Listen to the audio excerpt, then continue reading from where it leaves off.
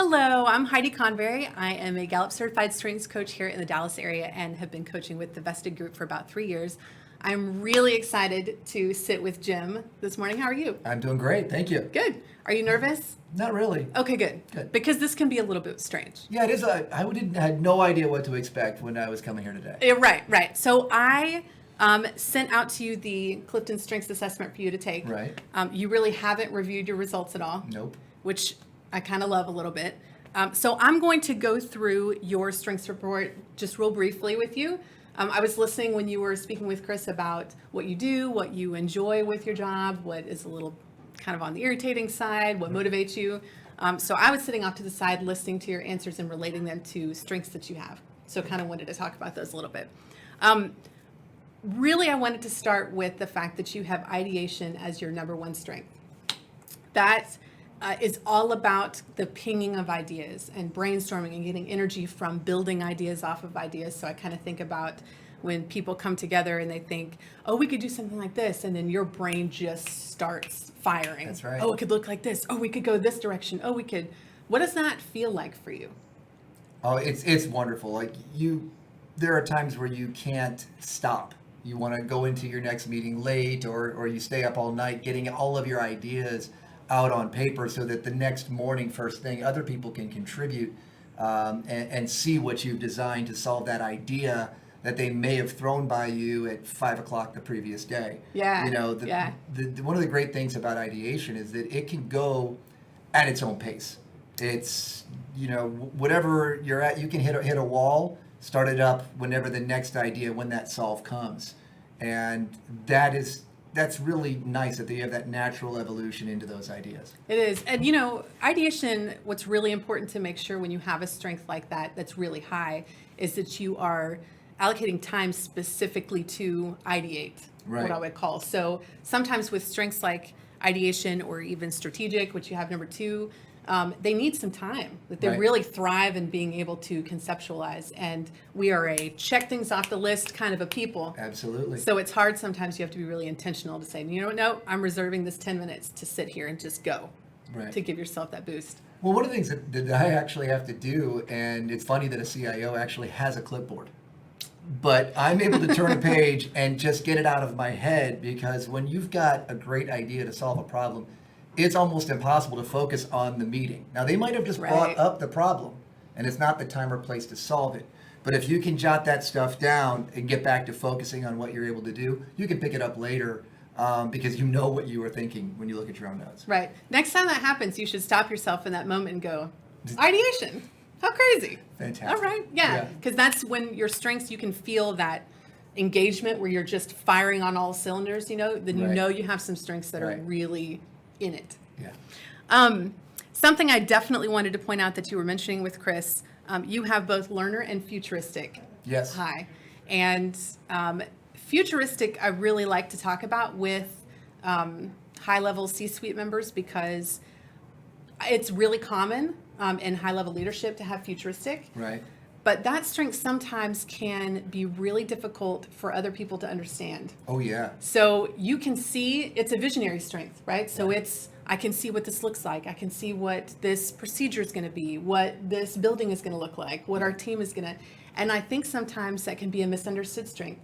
So people can see it as fairy tailing or bring it back down. Or they just think you're Jim. Sheldon Cooper and they have no idea what you're talking about Right. whatsoever. You lose them completely. Yeah, I've had that complaint. I bet.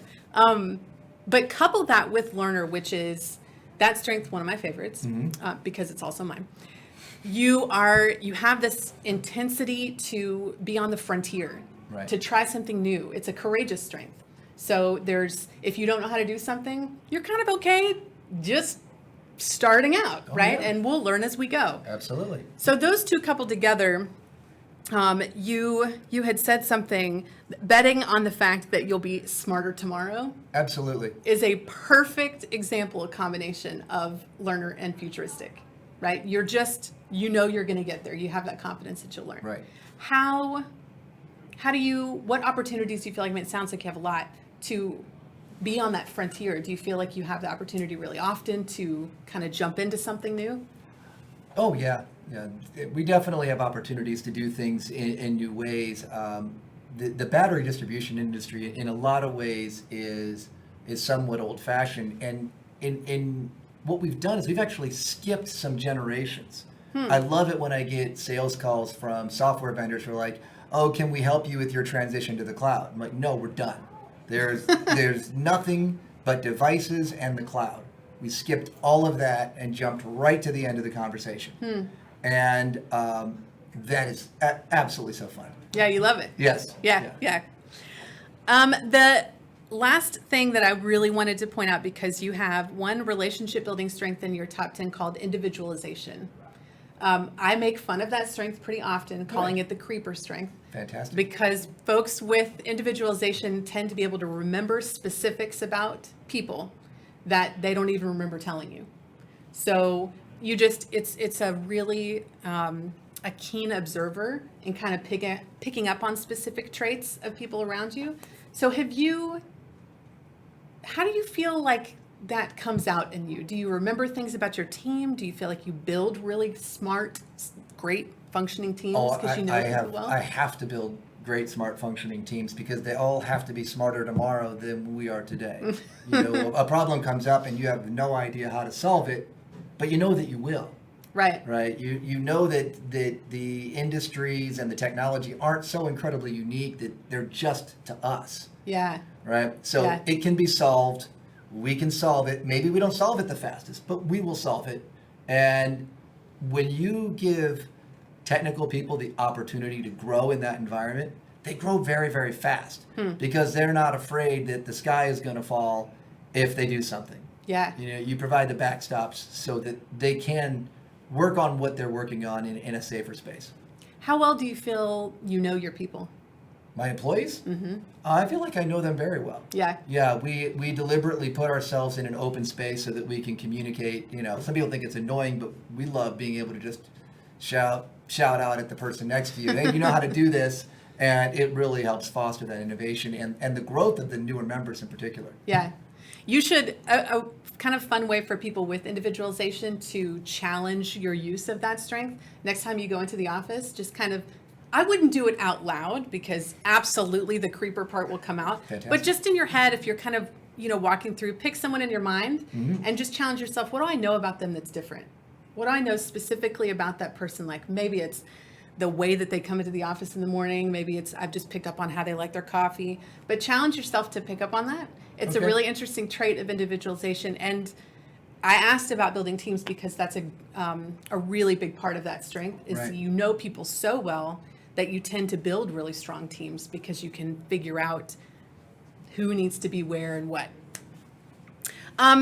So one thing that you had said earlier, I don't tend to, so your strengths report, you have 34 altogether. I don't tend to, in coaching, focus on the very bottom of someone's strengths report because there's sort of a absence, right? So the idea behind strengths is to focus on what we're really great at and spend our time there, manage our weaknesses.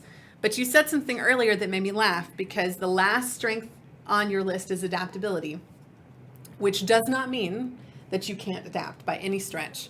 But you had talked about coming into the office early and how you like to make sure that there are no surprises for the day. And that's such a perfect representation of having adaptability low, but then having something like achiever and strategic really high. You want to be prepared, right? You want to have a plan in your head as much as possible for as much as you can predict to come up during the workday. Yeah. Right? And so what about that kind of being ready for change part do you love? Is it coming up with, I'm guessing it's strategic, but is it coming up with different routes, like having a couple of options in your head at any given point? Yeah, well, that's actually part of what makes it very hard, is you could be talking to another executive and they have something in their head and they say, well, I want this. And you can immediately think of 1,000 different ways to deliver that. Yeah. And they don't always have enough to volunteer to help shape that 1,000. If we could just narrow this down to 2 or 3 and we can start to, so that is one of the bigger challenges, is getting all of the requirements, like what are we really trying to accomplish on the table. On the upside, probably the most exciting thing is when you see all of this data, the sea of data that we're gathering on transactions and people and how they use systems, And you realize that when you take this piece of data and this piece of data, there's a multiplicative effect. You don't just add them together, but when you start to share that stuff and present it in just the right format at just the right time, you can cause big leverage in your organization. Right. Well, definitely lean in on that strategic for yourself. I think the brilliance of that talent is being able to narrow in on the couple of options that really will work and dismiss quickly the ones that won't. So we could talk all day. I'm I sure wish we could. Yeah. But thank you so much for being vulnerable enough to sit here and let me tell you about You're what welcome. you're great at.